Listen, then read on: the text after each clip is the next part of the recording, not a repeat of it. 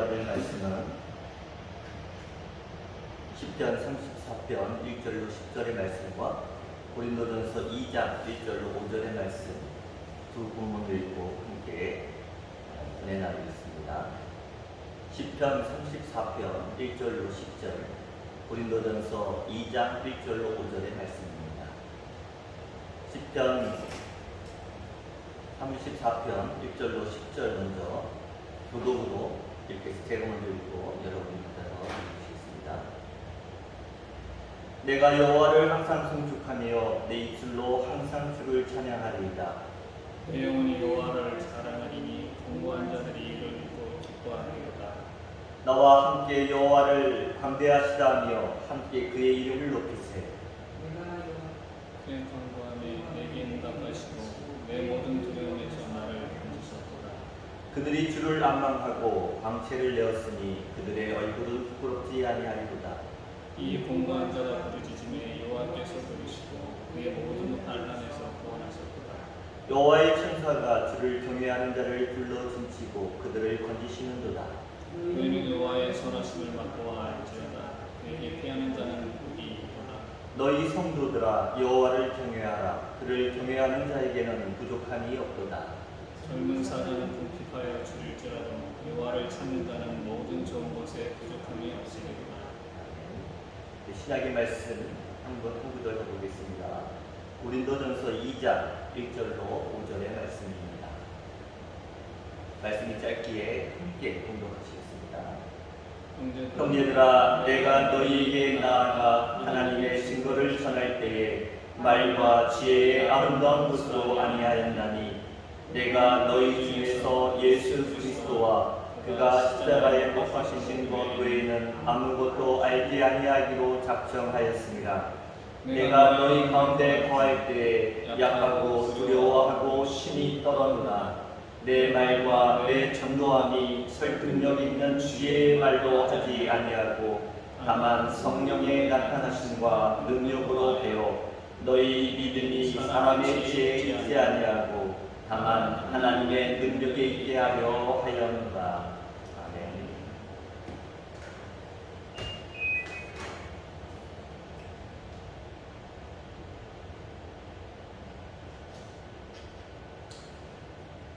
과학의 발달함에 따라 인간은 점점 신의 영역에 가까워지고 있다고 생각합니다. 인지혁명, 농업혁명, 과학혁명을 거슬러 가면서 인간의 지혜는 신의 영역에 도전장을 내밀고 있는 것입니다. 역사학자 유발 하라리는 성공은 야망을 낳는다. 인류는 지금까지 이룩한 성취를 짓고 더 과감한 목표를 향해 나아갈 것이다. 전례 없는 수준의 번영, 건강, 평화를 얻은 인류의 다음 목표는 불멸, 행복, 신성이 될 것이다. 라며 다음 할 일은 인류를 신으로 업그레이드하고 호모 사피엔스를 호모 데우스로 바꾸는 것이다. 라고 그는 말합니다. 자신의 미래를 내다볼 수 없는 인간이지만 불확실한 미래를 그려볼 수 있는 한 가지 방법으로 과거의 경험을 이용하고 지금까지의 경험과 역사를 활용하여 미래의 모습을 예상해 봄으로써 우리의 미래에 딱딱트릴 수 있는 여러 가지 문제들을 미리 고민하고 해결함으로써 미래를 내다볼 수 있다는 것입니다. 과거의 수많은 데이터를 활용해 미래를 예측하고 AI 인공지능을 통해 새로운 영역으로 나아가고 있는 것입니다. 이런 인간의 지혜와 지식의 성장은 교만을 낳고 신의 자리를 넘보고 있는 것입니다. 이런 시대, 인간이 신이 되는 시대에 우리 크리스찬들은 어떤 모습으로 살아가야 할까요? 폭우와 폭염, 가뭄과 홍수를 예측하고 기근과 질병과 전쟁이라는 인류의 적을 뛰어넘고 DNA의 사슬을 풀고 영생과 불멸을 향해 나아가는 인류. 이제는 신의 도움을 필요로 하지 않는 이 시대에 새로운 바벨탑을 쌓고 있는 우리의 모습을 보면서 하나님의 섭리하시고 다스려 주시고 이끌어 주신다고 믿으면서 살아가는 믿음의 사람들은 더 열려진 마음으로 하나님께 기도하며 하나님의 도우심을 기다려야 할 때입니다. 언젠가 제가 사역하던 교회 담임 목사님이 설교 시간에 말씀해 주셨던 일화가 생각나서 말씀을 드립니다. 어느 보수 교단의 목사님이 자기의 경험담을 털어놓는 글을 읽으셨는데요. 웃을 수도 없고 울 수도 없는 미묘한 감정이 들었답니다. 이분이 털어놓는 이야기는 이런 얘기입니다. 자신이 전도사 시절에 섬기던 교회에서는 어떤 피도 마셔서는 안 된다는, 그러기에 선지국도 먹지 말라고 가르쳤다는 것입니다. 그러던 어느 날 교인들과 함께 해장국을 먹으러 갔는데 해장국에 선지가 들어있어서 서로 눈치를 보면서 먹을 수도 없고 안 먹을 수도 없어서 곤란했었다는 것입니다. 주일날에는 돈도 못 쓰겠습니다. 음식을 사 먹지도 못하고 놀러 가지도 못하게 했답니다. 그러니까 이 전도사님이 점심은 그럭저럭 교회에서 해결할 수가 있었는데 한창 나이에 저녁에는 배가 고프니 먹기는 먹어야겠는데 버스를 타고 7, 8장을 가서 이 동네에 우리 교인들이 없을 것 같으면 식당에 들어가 저녁을 사 먹었다는 것입니다. 그러던 어느 날 주일 오후에 장로님이 전도사님 고생하시고 애쓰신다고 내가 저녁 한 끼 대접하겠다며 전도사님을 모시고 고깃집으로 데려갔다는 것입니다. 이 전도사님의 마음속으로 그러면 그렇지, 우리 장로님이 위대한 종교 계획을 이루시고 계신가 보다 생각하고 기분 좋게 맛있게 많이 먹었다는 것입니다. 그러면서도 한편으로는 걱정이 돼서 장로님, 혹시 목사님이 아시면 뭐라고 부르시지 않을까요? 하고 물었습니다. 장로님의 대답이 더 걸작이었습니다. 그런 일이 있을 줄 알고 먹는 것은 오늘 먹고 돈은 내일 내가 계좌 이체하기로 했다는 것입니다. 또 그 교회에서는 강대상을 이중으로 만들어 놓고 여성은 절대로 목사님이 서시는 자리에 설 수 없다고 가르쳤습니다. 어느 날 여성 강사가 강연을 하러 그 교회에 왔습니다. 여성 강사를 목사님이 서는 강당에 설 수 없다고 장로님들이 하도 말려서 결국은 아래 강단에서 강연을 하고 나가면서 이 여성 강사가 이랬다는 것입니다. 강대상에 올려져 있는 꽃을 보면서 꽃아 내가 참 부럽다. 사람인 나도 못 올라가는데 너는 거기 어떻게 올라갔니? 나는 내가 참 부럽다. 옛날 얘기가 아닙니다. 오늘도 이런 교회들이 허다합니다. 그러니 거기에 여성 장로님이 세워줄 수 있겠으며 여성 목사님이 나올 수 있겠습니까? 이것은 율법도 아니고 전통도 아닙니다. 위선이요 외식입니다. 이런 일들이 믿음 생활하는데 무슨 유익이 되겠습니까? 제가 이 목사님의 이야기를 소개할 때 여러분의 가슴이 답답하지 않으셨습니까? 이 이야기를 들으면서 제가 마음속에 참 감사했습니다. 제가 어렸을 적부터 저를 안아주시고 어깨를 다독거려 주시면서 하나님의 말씀을 가르쳐 주셨던 선생님들이나 제 부모님은 하나님을 그렇게 가르쳐 주지 않으셨습니다. 제 주변의 분들이 저를 하나님을 알게 하고 하나님을 믿게 하실 때 그 하나님은 무서운 하나님이 아니었습니다. 심판의 하나님이 아니었습니다. 채찍을 들고 혼내시는 하나님이 아니었습니다. 나를 용서해 주시기를 기뻐하시고 나의 목자가 되셔서 결국은 나를 선한 길로 이끌어 주실 하나님을 만날 수 있도록 도와주셨던 것입니다. 하나님은 참 좋은 하나님이셔서 내가 감추고 숨기고 있지 않는 한 내 모습 그대로를 내어놓으면 덮어주시고 감싸주시고 용서해 주시는 하나님을 만나게 해 주시는 것입니다. 제가 이런 하나님을 경험하고 만났기 때문에 저의 기도의 처음은 항상 자비로우신 하나님이시고 참 좋으신 하나님이신 것입니다. 여러분도 마찬가지입니다. 늘 목사의 설교를 통해 어떤 하나님을 만나느냐에 따라서 교회의 분위기도 신앙생활도 다르게 나타나기 마련입니다. 이것을 하면 되고 안 되고, 저것을 하면 복을 받고 벌을 받고, 늘 회초리를 들고 우리 길을 쫓아오시면서 겁에 질려 살게 만드시는 그런 율법적인 설교를 통해 윤리적이고 도덕적인 관점에서 신앙생활을 할 수도 있습니다. 그러나 저는 할 수 있는 한 그런 하나님을 소개하지 않았습니다.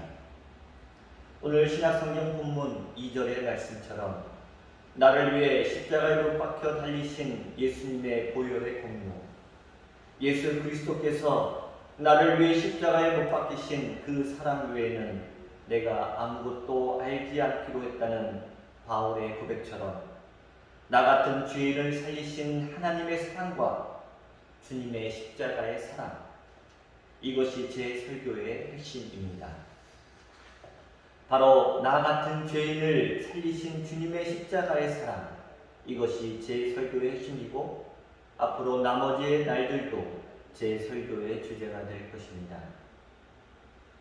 생각해 보십시오.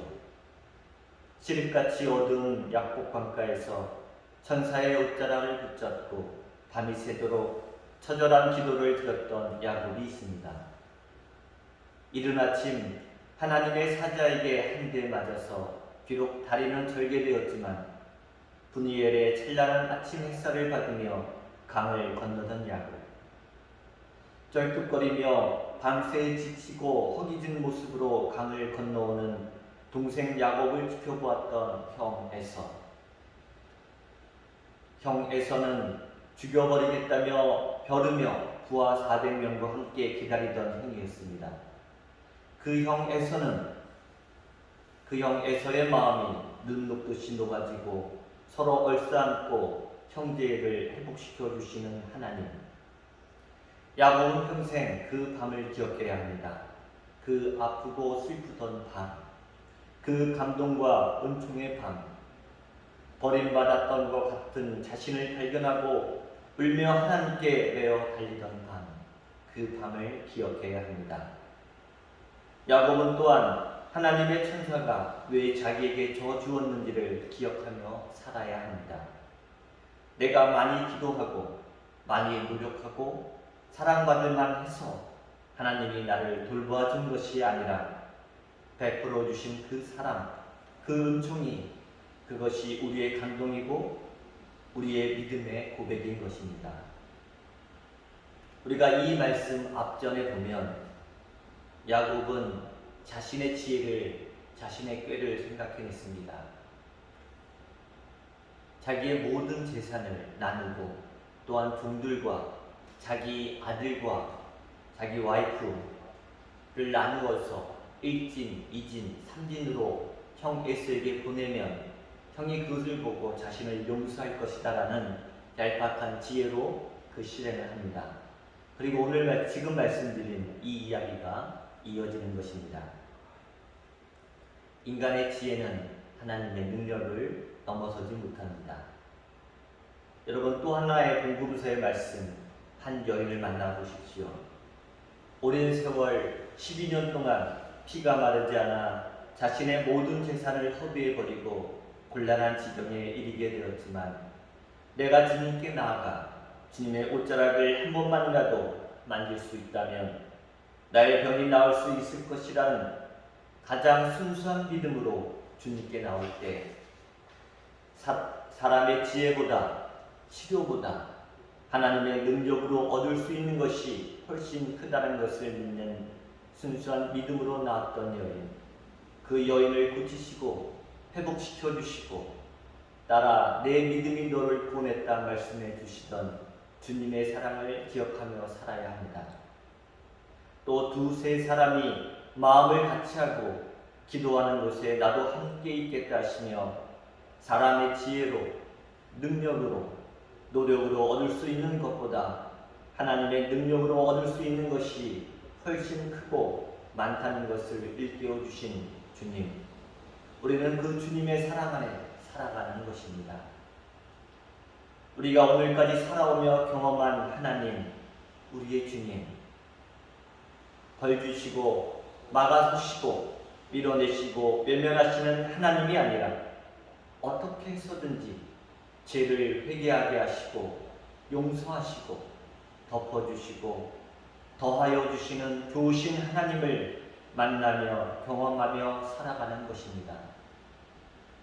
바로 우리가 이런 하나님의 크신 사랑을 경험했기에 이것이 우리의 삶의 감동이 되고 감사의 제목이 되어 오늘도 주님 앞에 나와 예배를 드리는 것입니다.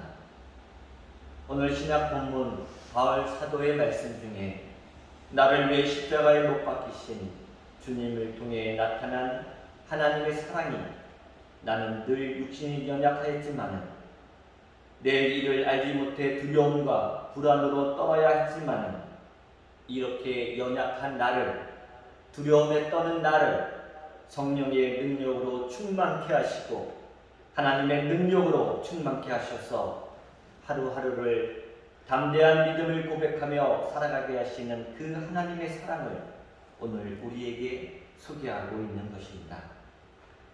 주님께서 십자가에 못 박히시는 그 사랑이 있었기에 그 사랑으로 인해 담대함과 용기와 평안한 삶을 살아가는 것입니다.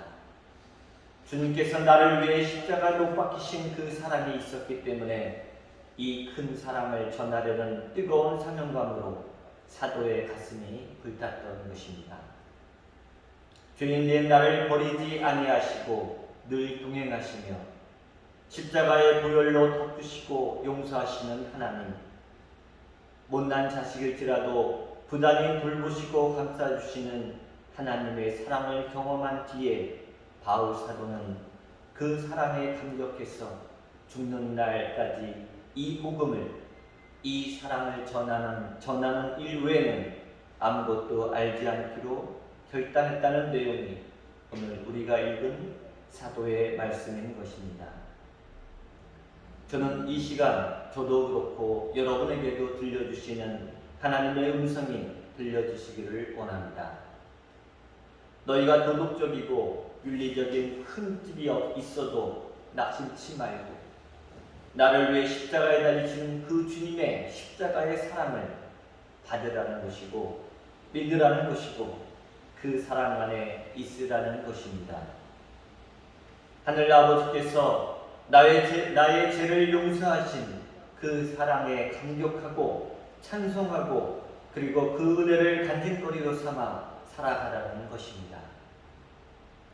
지난날의 죄로 얽매여 죄책감과 패배감과 절망감으로 살지 말고 말씀에 의지해서 하나님의 능력을 힘입으라고 사도는 우리를 위로하시며 권면하시는 것입니다. 바울 사도도 때로는 로마서 7장 20절에 이렇게 고백했습니다. 오라, 나는 공고한 자로다. 이 사망의 몸에서 누가 나를 건져내랴 하며 나약하고 두려움에 떨며 자신의 죄악됨을 보고 몸부림칠 때가 있었으나 성령의 나타나심과 그 능력이 사도를 하나님의 종으로 우뚝 서게 했던 것입니다. 그래서 오늘 5절 말씀에 그대들의 믿음이 사람의 지혜에 있지 아니하고 다만 하나님의 능력에 있게 하려 하였노라 하며 우리를 위로하고 권면하고 가르쳐 주시는 것입니다. 저는 우리 교인들이 늘 주님께서 들려주시는 이런 음성을 듣기를 원합니다. 그래, 내가 너를 잘 안다. 그 어려움 중에도, 그 불안함 중에도, 그 분주함 중에도 내가 여기 교회에 나와 있구나. 그대가 그 아픔 중에도 너는 나에게 나와 말을 걸며 교회를 위해 기도했지. 너의 모든 일이 나와 관련된 삶을 살았음을 내가 잘 안다. 장하다. 이런 주님의 음성이 들려지시기를 주의 이름으로 축원합니다. 우리 주변에는 하나님께 기도한다고 그대들의 기도가 이루어지겠느냐고 늘 묻는 사람들이 꼭 있습니다. 심지어는 일상생활 잘한다는 사람, 신앙생활 잘한다는 사람들도 그렇게 말합니다. 내 기도가 하나님께 들려지며 이루어지며 응답받겠어. 그러나 진실한 하나님은 당신께서 하신 말씀을 바꾸거나 잊지 않으십니다. 하나님은 우리의 신음소리까지 응답하시겠다 약속하셨습니다. 오늘 먼저 읽은 시편 34편의 배경은 사울 왕의 시기와 미움을 받고 청년 다윗이 유다 광야에서 쫓겨 다닐 때 일입니다. 한 나라의 임금이 전 병력을 동원해서 젊은 다윗을 찾아 제거하려 했습니다. 점점 숨통이 조여오듯 달아날 곳이 없었던 다윗이 블레셋 왕 아비멜렉에게 투항했습니다. 목숨을 구하기 위해 적국의 왕 앞에서 미친 척까지 해야 했습니다. 그리고는 미친 사람 취급을 받고 사울 왕이 추격하지 못할 곳으로 쫓겨났습니다. 이렇게 숨막히고 답답한 시간을 보내면서도 다윗이 어느 한 구석에선가 이렇게 기도했다고 가르쳐주시는 내용이 오늘 먼저 읽은 시편 34편의 내용인 것입니다. 4절 말씀에 내가 여호와께 간구하매 내게 응답하시고 내 모든 두려움에서 나를 건지셨도다 고백했습니다. 6절 말씀에 이 곤고한 자가 부르짖음에 여호와께서 들으시고 그의 모든 환난에서 나를 구원하셨다 하셨도다 했습니다. 7절 말씀에 주의 천사가 주를 경외하는 자를 불러 춤추고 그들을 건져주신다고 하나님을 높여드렸습니다. 그리고 9절 말씀에 그대 성도들 여호와를 경외하십시오. 그를 경외하는 자에게는 부족함이 없으리로다 차고 넘치는 하나님의 사랑을 듬뿍 우리에게 전해주시는 것입니다. 그러면서 10절에 마침표를 찍습니다. 젊은 사자는 궁핍하여 줄일지라도 여호와를 찾는 자는 모든 좋은 것에 부족함이 없으리로다 하셨습니다. 바로 여기에서 우리가 다윗에게 배워야 할 점이 있는 것입니다. 다윗은 내일 일을 알지 못하는 불안과 두려움에 떨며 하루하루를 살아야 했으나 오늘 하루도 하나님께서 도와주시는 그 힘과 능력과 지혜 안에 내가 살아간다는 하나님의 능력에 기대어 살아가는 모습을 우리에게 보여주시는 것입니다. 다윗의 믿음의 고백과 오늘 바울 사도의 믿음의 고백이 다르지 않습니다. 내가 늘상 살아가는 일들이 사람의 지혜에 있지 아니하고 하나님의 능력 안에 있다는 것이 공통점이요 그 안에 흐르는 신앙의 고백이 같은 것입니다. 하나님의 능력에 사로잡혀 약한 것이 강해질 수 있습니다. 하나님의 능력에 사로잡혀 있으면 없는 것을 잊게 하시고 날마다 더하여 주시는 은총을 경험할 수 있을 것입니다. 이번 한 주간 쏟아지는 비로 인해 많은 피해를 겪었습니다.